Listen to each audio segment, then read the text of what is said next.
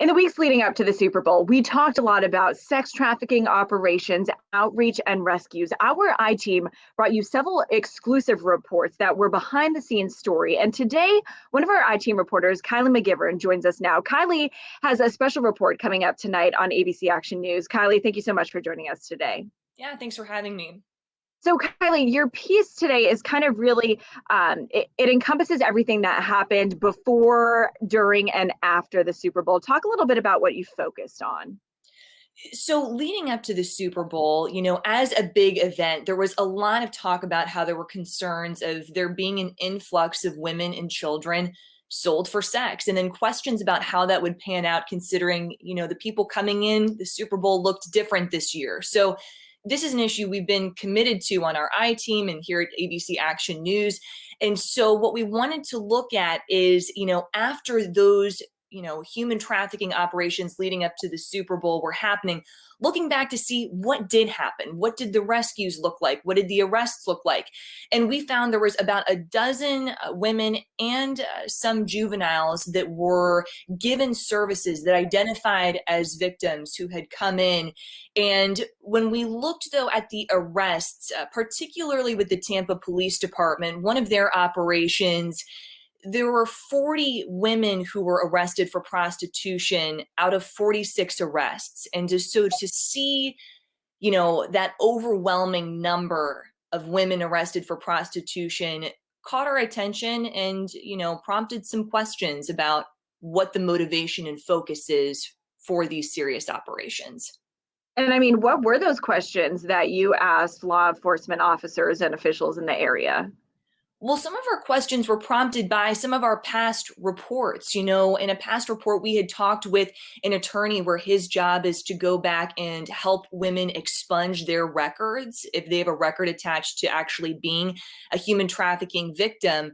And so what we asked is, what's the reason why there weren't just as many buyers arrested? Have there been any changes in terms of women later identifying as victims?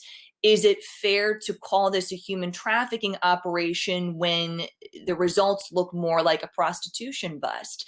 And so their main message was, look, we've got to find a way to get in contact with people who may be potential victims. And they do that undercover, looking at ads for sex.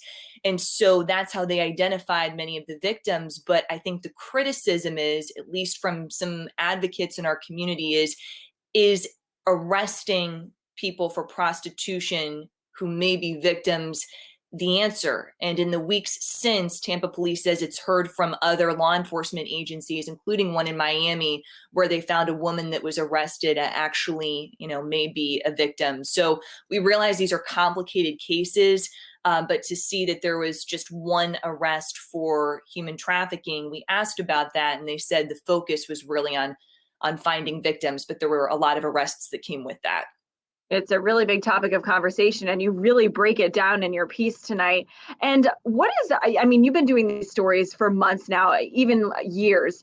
What is something you've learned about sex trafficking operations, outreach, and rescues that you think would be beneficial that all of us know about?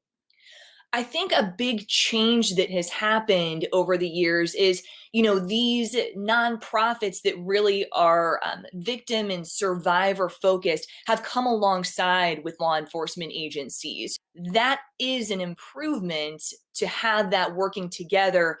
But at least when we followed up with some of those groups to tell them, here is how, it all panned out, there were some disappointing and frustrating reactions that we heard to just, again, the amount of arrests that were for prostitution. So I think what I've learned is there's so many resources in our community and they're working together more, but it's a complicated topic. And I think there's a lot of people that are wanting to figure out a way to do this better and really drill down on those responsible for fueling this industry.